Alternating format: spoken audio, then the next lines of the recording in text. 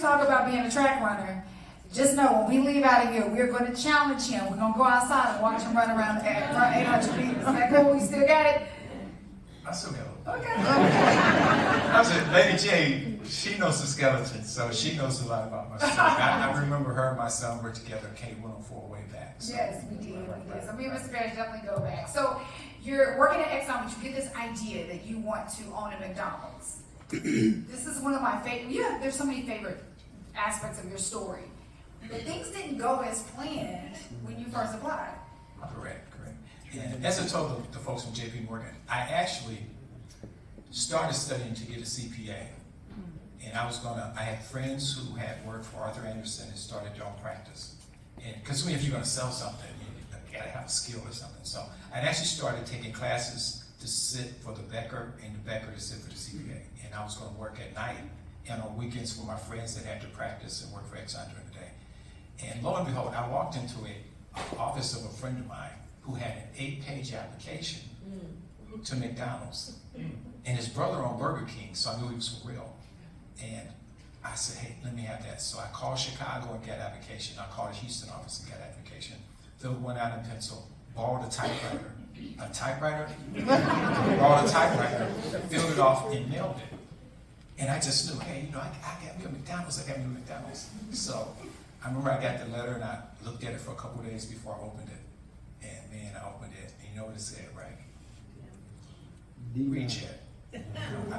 Sorry. There we go. So that letter is framed in my office. It's been framed, it doesn't even have a crease in it. So what happened was, and to make it quick, I would call every day, Monday, Wednesday, Friday for about a month. And Ruth Anderson is the name on the letter. And she was never in. So finally one day she came to the phone. And they said, just a moment, she's coming to the phone. So now I got to do an elevator speech. And I really had practice.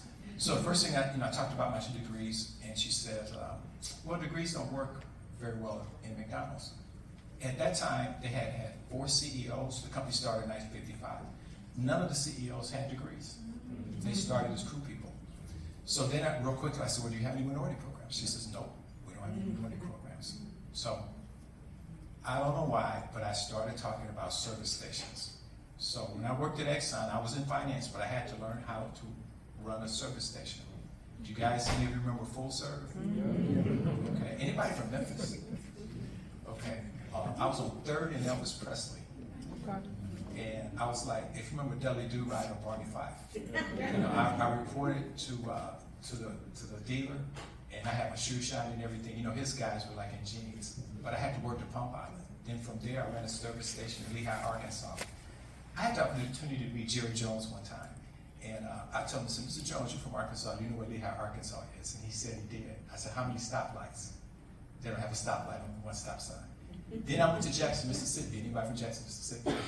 So I ran 15 service stations in Mississippi. But anyway, I started talking about service station with this Ruth Anderson, and she didn't cut me off. Time clocks, uniforms, cleaning restrooms, landscape, customer complaints, Darren. And I wrapped it up with a blue-collar work ethic for my parents. So when my parents grew up, when we grew up with my dad, he had 2 boys. You guys know what a power lawnmower is? No gas. So his was boy power. And I told him, I said, when we finished, we had to sweep the grass in the street. So she said, you're not in. And it took me 9 months to get my application accepted to get in the program. And the last point on this, Lady J. So that's what I did for 2 years. To feed the family, I worked 50 hours a week at Exxon.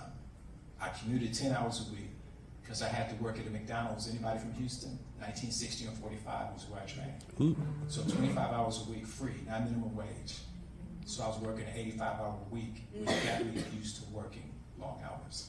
When did you sleep? Not much. But you know what?